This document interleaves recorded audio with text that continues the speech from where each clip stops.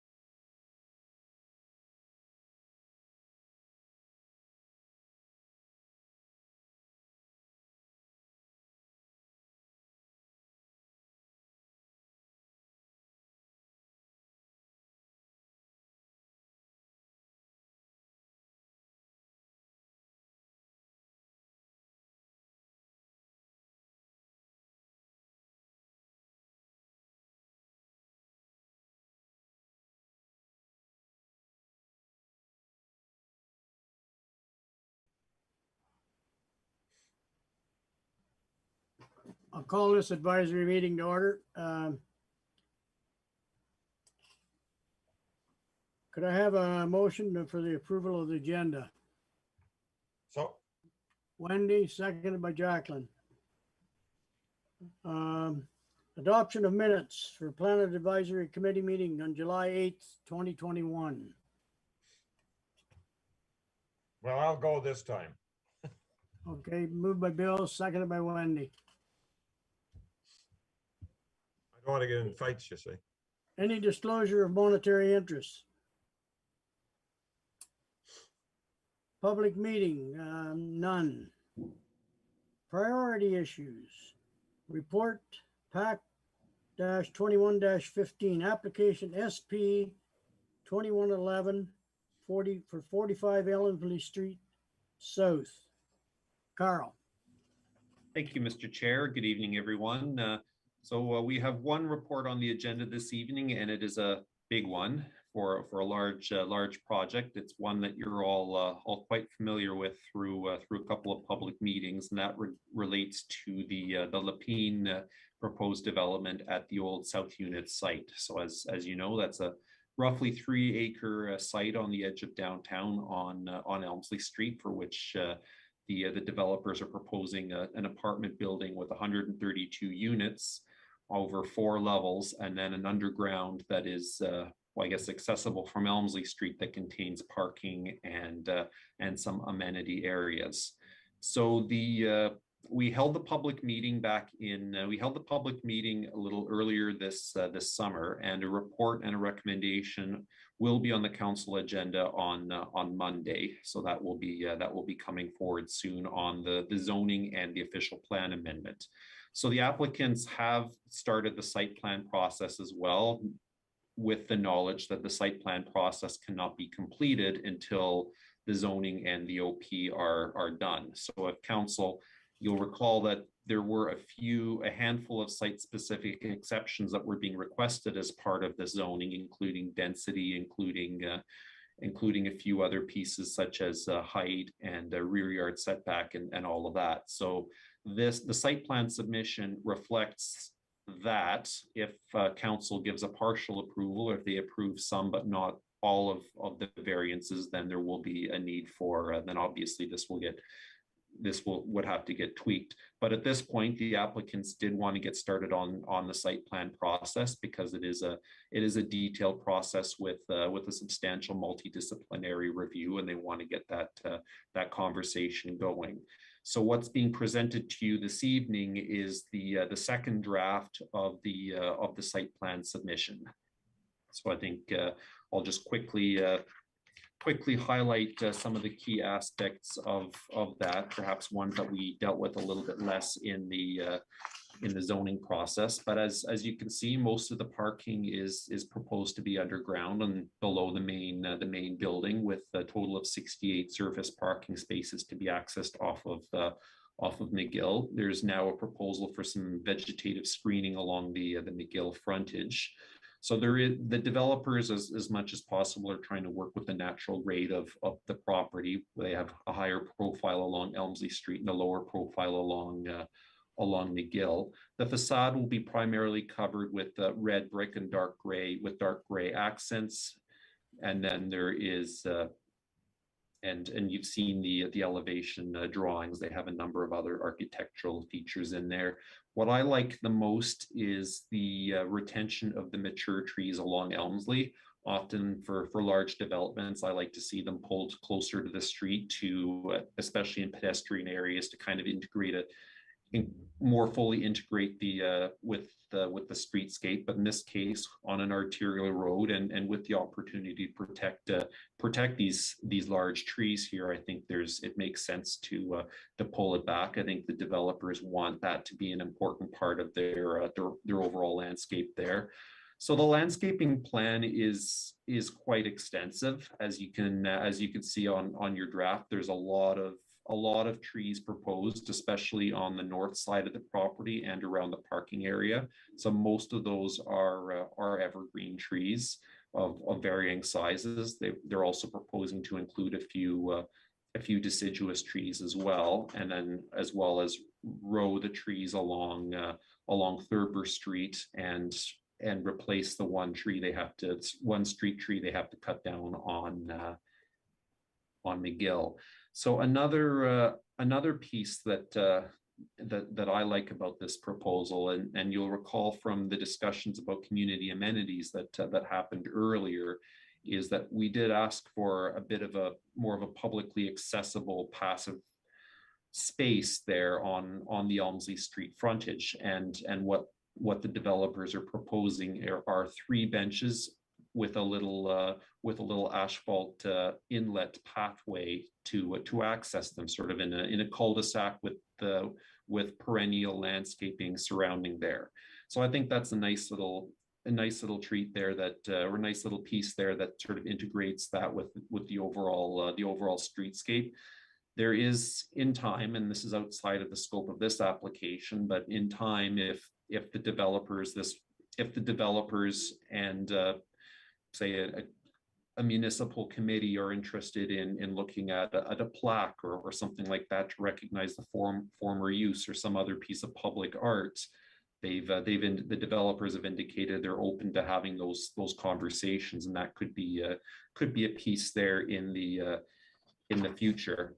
So I think, broadly speaking, I think this is the zoning, as you know, looks at the overall function and principle of the land use. The site plan process deals with the more granular and technical aspects. there are a couple of pieces identified through the review process later on in the report that I'd like to sort of flag for the committee's attention on the review part of that. So, Mr. Chair, did you want me to speak to them all four of those points at once, or did you want to just go through them one by one? I'll leave it up to the committee. What would you prefer?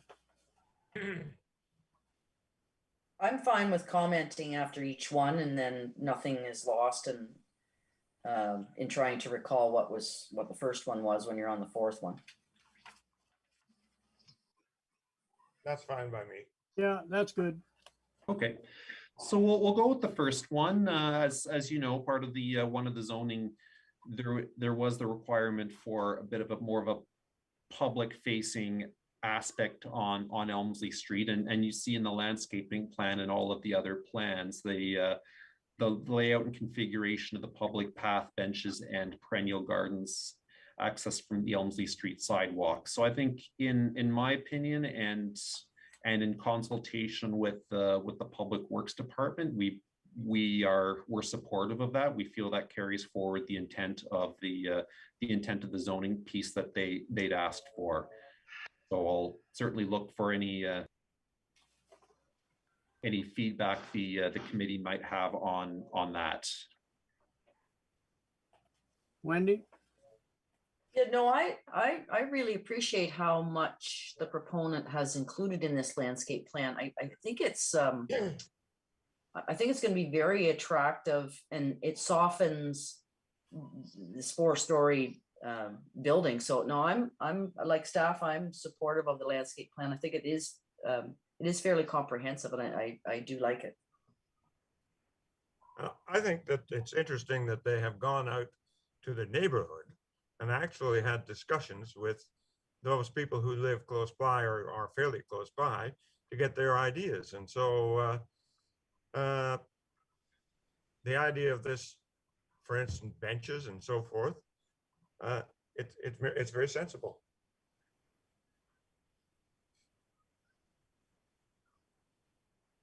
Anyone else? Okay, Carl. I think I have my consensus from the committee on the first point. So the second point relates to screening along the backyards along Chambers Street. So typically, when most site plans that I've worked through and screening along residential backyards is a normal part of, it's a normal piece that we would see behind, say, an apartment complex, and certainly one that has parking sort of along that side. Usually we see 6 foot or 5 to 6 foot board fences. In this case, the proponents they're asking for, or they're proposing a chain link fence with the PVC slats, privacy slats on there, and they've identified through their landscape plan, they feel that that's less obtrusive, less digging, and they can retain more vegetation if they wanted to do that, I guess. So I'm not sure if that's going to be as effective in terms of the overall visual impact and screening the rear yards, but I think that's what's being proposed. The height, they're proposing a height of 6 to 8 feet depending on slope. That's normal. We're certainly that's what we would be looking for, but I'm looking for the committee's feedback on the fencing material and whether the chain link with the privacy slats is appropriate, or whether you wanted to see board, or if there's something, if there's some follow-up questions or clarification that you'd like to see from the developers in our next round of submissions. So I'll look for your feedback on that. Well, I have seen fences made in this manner, and I also saw in those same fences vines growing over them, and they have become a very attractive addition to the fence rather than just a plain board fence. So I can see some advantages there, but I'd like to hear from the rest. We're only looking at 3 properties here. Yeah, That's there's only 3 owners that butt up against this project. The other 3, the rest of it's all on streets. So like myself, I think a chain link fence yeah. would be sufficient rather than a board fence. Anyone else? Jackie? Mr. Chair, is there a standard? Like, I mean, we talked a lot about fences on Ferrara when we had the chiropractor's office. Like, is there a standard, or can it be any material? Carl? The standard that I've seen in the zoning bylaw prescribes opaque fences. It doesn't tend to get into that sort of material, and it speaks more to if it's a commercial abutting a residential. So we don't have a policy in our zoning bylaw or in our official plan that says in an instance such as this, when we have 2 residential uses abutting each other, it doesn't say what it shall be. I know for the Bellamy Farm subdivision, there is a requirement for wood fencing along the Bellamy Farms trail, but that's an individual planning approval for a specific piece. That's not something that's necessarily has to carry forward through the town. Our practice is typically we've been looking for the board fences negotiated and requested through the site plan process, but we don't have a planning policy that says it has to be that. It's usually just it's usually suggested and then provided and approved that way. Jacqueline? So they've talked a lot with the neighborhood and local owners. Was this one of the discussion points that they had? Was the material for the fence? Have we had any feedback? That I don't know. I can certainly follow up with them on that. Ultimately, this if the neighbors prefer the chain link fence with the privacy slats rather than the wood, and that's what Lapine does, then ultimately I'm not sure that I would want to get in the way there. But I could follow up with the developers on that. Ultimately, this is to buffer those two uses. So we want to know what both sides want to see. Wendy? Yeah, I'm not opposed to the chain link fence. What I think is it provides more durability than wood fences. I've seen my share, far too many, of these falling down wood fences that are unattractive, absolutely unattractive. So I have no objection to the chain link fence. It would be, as Jacqueline says, I'm going to assume that this was a discussion, but if Carl, you could, with the neighbors, and these are 3 houses, and it's their rear yards. So I don't have any objection to the chain link fence. And like Bill says, once the greenery grows up, it could be quite attractive, but I have no objection to it. Not in this particular use. The one that it would butt up against is actually an apartment building that's on McGill Street. It's not a private owner. I forget what, I think there's 6 or 8 units in that building there on McGill.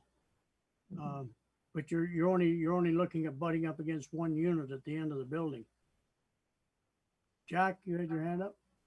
Yeah, I did. And both these types of fences, you know, they've been used in many other areas. I don't think we're putting ourselves out to be authorities on fences. We're just going by our own feelings here. But both types are acceptable. Vandalism, the age of it, maintenance, general maintenance of it. These are all the things coming in. So it's 6 of one, half dozen of another. Any of the Lapine properties that I've seen, I didn't pay a lot of attention to the fences, but they've all been more than satisfactory. And by the way, Lapine seems to go about things. If somebody had a preference for this, I'm sure that they're going to acquiesce to that. And anyway, either type of fence you know, it's going to be done well, I'm sure. I apologize for being late. I had a little difficulty. Okay. Carl? Oh, no, it's, I was just saying I was accepting the apology for being late. I was just saying that's all right. Thank you.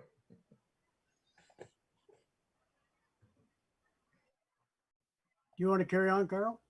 Oh, no, so I think I have the direction from the committee on fences. So I'll quickly jump on to McGill, the facade facing McGill. So the official plans design provisions for the site require that all building facades which face a street are to be considered the front of the building in terms of design and construction material. So that's certainly what we see along Elmsley Street in Thurber. They have a very detailed and well articulated facade along both those streets. The question I had for the committee is, I guess that end wall facing McGill, it's not a very wide end wall. Does the committee want to see more architectural enhancements to meet this this test that the OP sets out? Is there anything? I'm not sure that asking for windows is likely to be successful, given I know they've designed their layout, but is this satisfactory from the committee's perspective? Would you want to see maybe like a porch covering over the door, or some other sort of articulated feature there?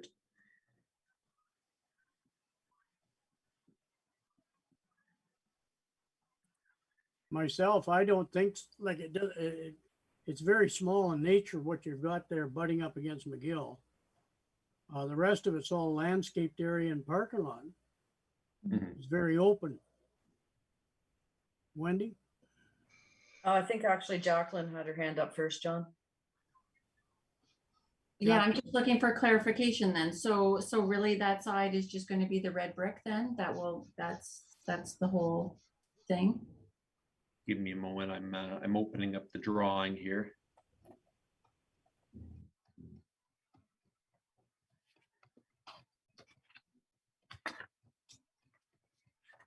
I realize it didn't turn out spectacularly well in the scanning and the copying. I could certainly share PDFs with the committee if that's what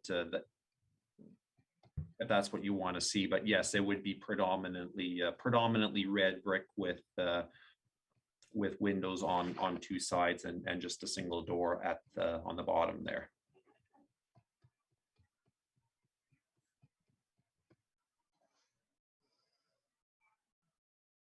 That wouldn't, but that's not going to be a main entrance in there either though, Carl.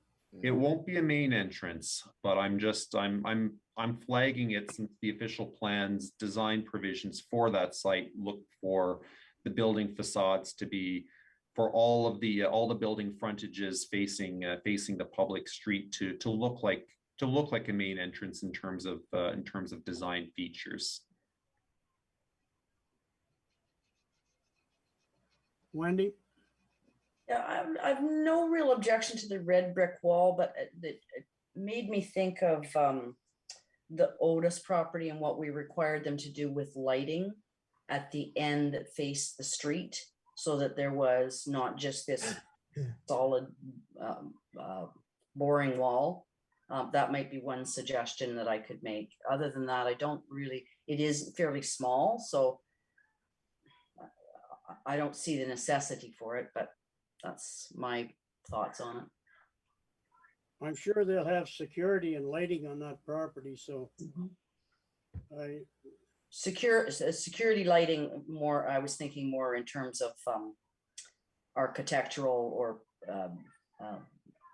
attractive lighting than just security lighting. Remember on Otis, at the end of Otis's building, about halfway down that boring wall that's facing one of our busiest streets, we required them to put in some down lighting just to give some interest on that blank wall. I can ask them about that. Jack? why don't we just go to Lapine and just say that we have a few concerns about that, about the drawings that we have so far, and wonder if they have any enhancements that they could suggest themselves. They have the people in their design group that, you know, this could be a simple fix without, you know, going into this in depth. Carl? Yes, certainly. I appreciate Jack's suggestion. Normally when it comes to design, I let them and landscaping, I give broad parameters of what the policies speak for, and then let them propose a solution with their expert teams that sort of relates to everything there. But I can certainly speak to I can certainly reach out to them in the next round of comments and just verify if there's any other opportunities at that end. In the scheme of things, this is a very small item, you know, so give them the opportunity. I mean, this is their field of expertise more than this group. Yes. Carl? Yep. No, I think so I think I have that. I think I have consensus from the committee to just touch base with the developers on the next round there, without getting into specific you shall, but just sort of liaise with them in if there's additional opportunities for architectural enhancement.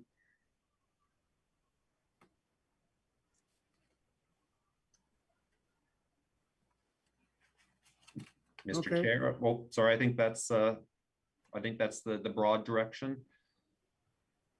My the final point I have for the committee's direction is the landscaping along McGill Street. So the second draft of the site plan we had, I've looked for landscaping architectural features to sort of screen and visually buffer the parking lot from that residential street. And what they're proposing are a total of 18 large multi-stemmed shrubs along there. So lilac, serviceberry, viburnum, dogwood. I'm not sure what the exact subspecies of each of these would be, but typically these are shrubs that can grow reasonably tall, to sort of the 15 to 20 foot range. They're a little bit more, I guess they provide a little bit more screening than, say, if they were to just plant a couple of hardwood trees along there. So I think that's a nice touch, and I'm just looking for the committee's concurrence if you feel that's sufficient for screening that back parking lot from the surrounding residential uses there.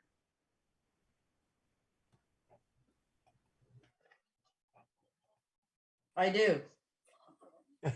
Wendy? I do think that is enough. I mean, it takes time for those things to grow up, but when I drove around that way, there was a very ugly utilitarian building there at one point, and there was very little, if no, landscaping available for the people to enjoy on McGill. So I think they have provided, and again, that will happen over time as they grow, but I do think they have thought that out to provide something softening a parking lot. Each of these species flower as well.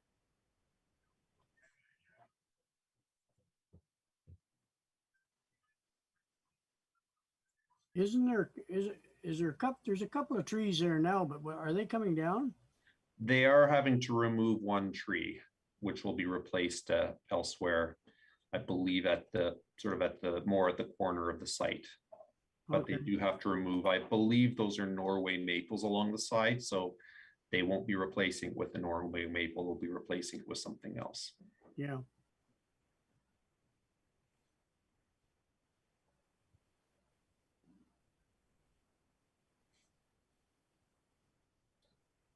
Actually, go ahead, Yes. Wendy. Just, I mean, this is a beautiful lot, and it's only going to be made more beautiful by all these plantings. That lot is one of the nicest in town. Has been vacant for far too long, and it is this is a good use. It's in keeping with council's goal for infill, and the Lapines are a very reputable developers. So yeah, no, I think this will be a really wonderful addition to our town when it's finished. And all the trees won't be fully grown, nor will the shrubs be fully grown at first, but in the years to come, this will be a beautiful lot. Anyone else?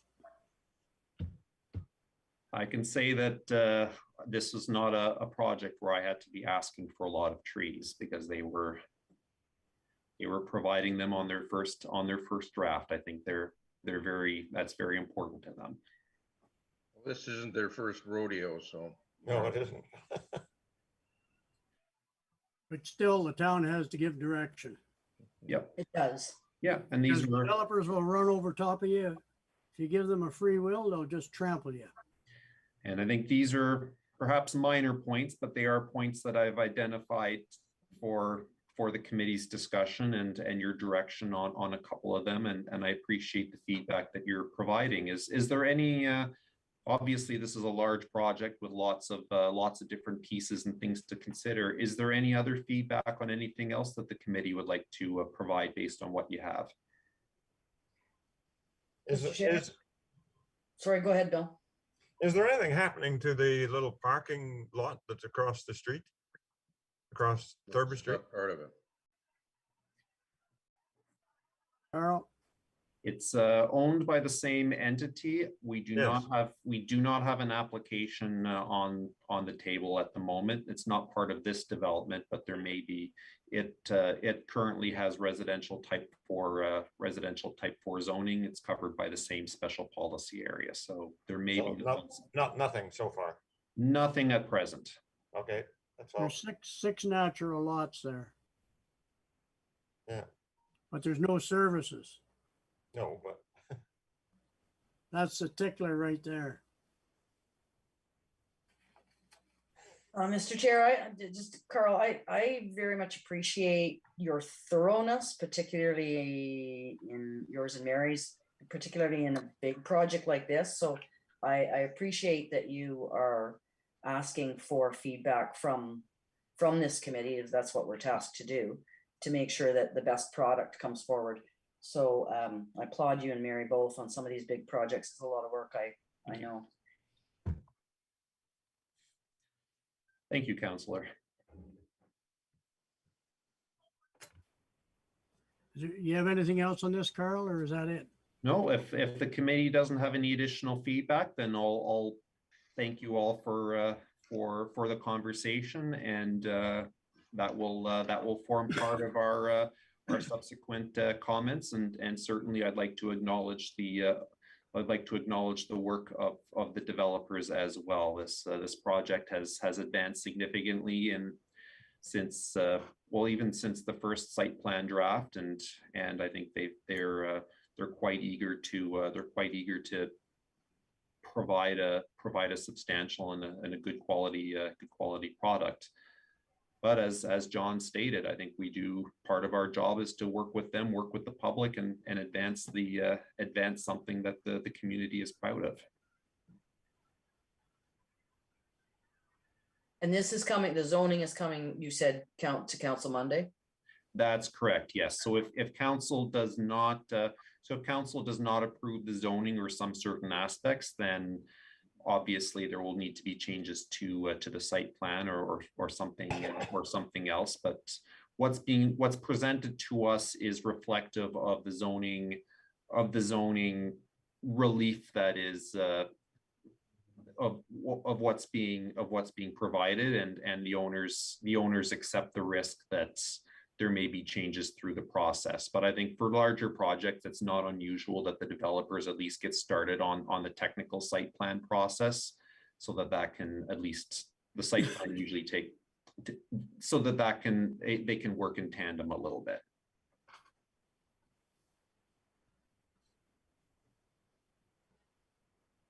John?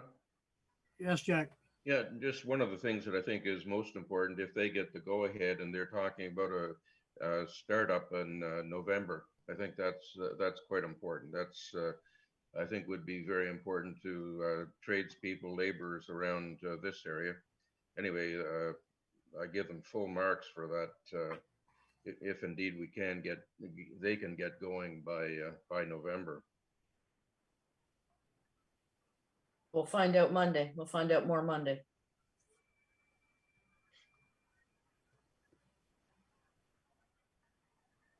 Anything else? If there's nothing else, I'll move on here to correspondence items.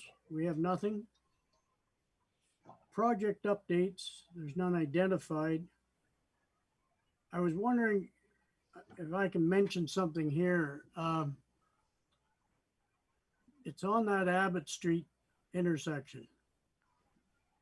And I followed a tractor trailer, 53-foot van.